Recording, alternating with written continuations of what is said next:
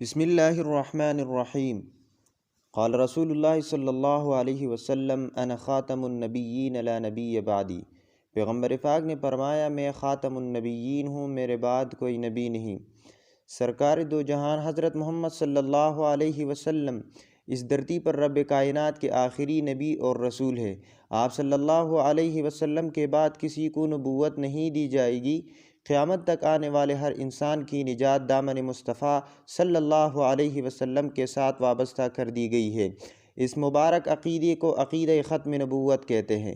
عقیدہ ختم نبوت اسلام کا ایک متفقہ اصولی اساسی اور بنیادی عقیدہ ہے۔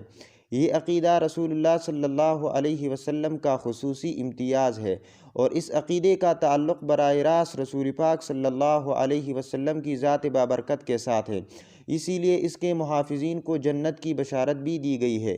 یہ عقیدہ قرآن مجید کے 100 آیات اور 210 احادیث نبویہ سے ثابت ہے اور پوری امت کا اجماع ہے کہ آپ صلی اللہ علیہ وسلم کے بعد دعوی نبوت کرنا صریح کفر ہے، بلکہ اس مبارک عقیدے میں ذرا برابر شک، معمولی لاپرواہی ایک مسلمان کو ایمان کی بلندیوں سے کفر و ارتداد کی اتح گہرائیوں میں پٹخ دیتی ہے۔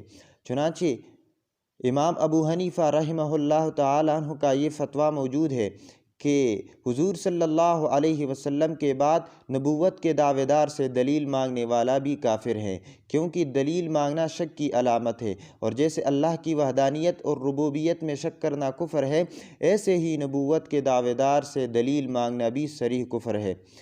لیکن تاریخ اسلام میں ایسے کئی بدبختوں کا ذکر ملتا ہے جنہوں نے رسول اللہ صلی اللہ علیہ وسلم کے تاج و تخت ختم نبوت پر ڈاکہ ڈالنے کی ناپاک جسارت کی ہے۔ انہی بدبختوں میں سے ایک ہندوستان کے علاقے گورداسپور کے قصبے قادیان سے تعلق رکھنے والا مرزا غلام احمد قادیانی ملعون، جس نے 1901 میں انگریز کے کہنے پر نبوت اور رسالت کا جھوٹا دعویٰ کر کے فتنہ قادیانیت کی بنیاد رکھی۔ قادیان کہ گندے خمیر سے جنم لینے والا مرزا غلام قادیانی اس فرش خاکی پر جنم لینے والا وہ بدترین شخص تھا جس نے اسلام کا لبادہ اوڑھ کر اللہ کے نبی پاک صلی اللہ علیہ وسلم اسی طرح صحابہ کرام، اہل بیت، حرمین شریفین، قرآن و حدیث اور اہل اسلام کے بارے میں وہ بکواسات کی ہے جن کو پڑھ کر ایک سچا مسلمان اس کا دل خون کے آنسو روتا اور کلیجہ منہ کو آتا ہے۔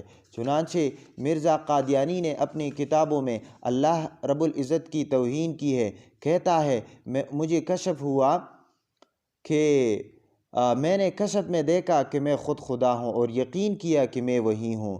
پھر لکھتا ہے میں نے کشف میں دیکھا کہ میں عورت ہوں اور اللہ تعالیٰ نے میرے ساتھ رجولیت کی طاقت یعنی مردانہ قوت کا اظہار کیا۔ کبھی کہتا ہے اللہ نے مجھے کہا اے مرزا تو مجھ سے میرے بیٹے کی طرح ہے، تو یہ اللہ تعالیٰ کی توہین مرزا قادیانی ملعون کی طرف سے۔ اسی طرح انبیاء کرام رسول اللہ صلی اللہ علیہ وسلم کی توہین بھی کی ہے۔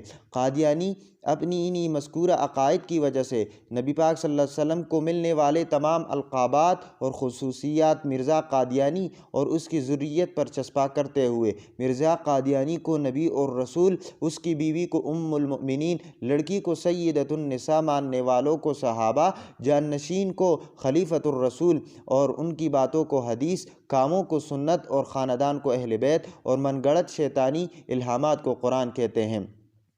اسی طرح انبیاء کرام کی شان میں گستاخی کرتے ہوئے کہتا ہے شیطانی کلمے کا دخل کبھی انبیاء اور رسولوں کی وحی پر بھی ہوتا ہے۔ کبھی کہتا ہے عیسیٰ علیہ السلام کی 3 دادیاں اور نانیاں زناکار اور کسبی عورتیں تھیں جن کے خون سے عیسیٰ علیہ السلام کا ظہور ہوا۔ کبھی یہ ملعون کہتا ہے حضرت عیسیٰ علیہ السلام شراب پیا کرتے تھے۔ اسی طرح صحابہ کرام کے بارے میں بھی یہ ملعون گستاخی کرتا ہے۔ کہتا ہے حضرت ابوبکر اور عمر تو مسیح موعود یعنی مرزا قادیانی کے جوتوں کے تسمے کھولنے کے قابل بھی نہ تھے۔ کبھی کہتا ہے اسلام پر یہ امام حسین ایک مصیبت ہے کہ کستوری کی خوشبو مرزا قادیانی کے پاس گوہ کا ڈیر امام حسین ہے۔ یہ کبھی صحابہ کو نادان اور ناسمجھ لکھتا ہے اور کہتا ہے عزیزو قرآن و حدیث اور حرمین شریفین کے بارے میں بکواسات کرتے ہوئے یہ کہتا ہے جو حدیث میرے وحی کے مخالف ہو اسے ردی کی طرح پھینک دو، اور کبھی کہتا ہے لوگ معمولی اور نفلی طور پر حج کرنے جاتے ہیں مگر قادیان میں آنا نفلی حج سے بھی زیادہ ثواب ہے۔ اسی طرح مسلمانوں کے بارے میں ان کے نازیبہ الفاظ موجود ہیں جو کہتا ہے جو مجھے یعنی مرزا قادیانی کو نبی نہیں مانتے وہ کنجریوں کی اولاد ہے۔ دشمن یعنی مسلمان ہمارے بیابانوں کے خنزیر اور ان کی عورتی کھتیوں سے بڑھ کر ہے۔ تو اسی وجہ سے تمام علماء کرام، تمام مکاتب فکر کے علماء کرام کا فتویٰ ہے کہ قادیانی زندیق، کافر اور ملحد ہیں۔ اس لیے مرزائیوں کے ساتھ معاشی معاشرتی تعلقات، مثلا خوشی غمی میں شرکت، سلام اور کلام، اٹھنا بیٹھنا، کاروبار، ملازمت، ان کی مصنوعات کی خرید و فروخت سب حرام ہے، اور ان سے تعلقات رکھنے والا شخص گمراہ، ظالم اور جہنم کے عذاب کا مستحق ہے۔ جو شخص مرزائیوں کو مسلمان سمجھے یا ان کو مسلمانوں سے اچھا کہے وہ خود مرزائیوں سے بدترین کافر ہے۔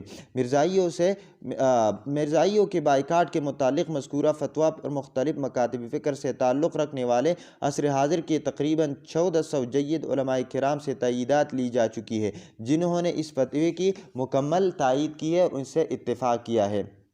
اس لیے مسلمانوں جاگو، رسول اللہ صلی اللہ علیہ وسلم کی حرمت پر اور رسول اللہ صلی اللہ علیہ وسلم کے ناموس کے لیے اٹھو، اور یہ قادیانی ہر مرزائی کفر و ارتداد کو پھیلانے کے لیے اپنی جماعت کو مخصوص چندہ دیتا ہے جو مسلمانوں سے کمایا جاتا ہے۔ اس لیے ہر وہ مسلمان جو قادیانی مصنوعات کی خرید و فروخت کرتا ہے وہ پیغمبر اسلام کے خلاف اس خطرناک ارتدادی تحریک میں اپنا مالی تعاون کرتا ہے۔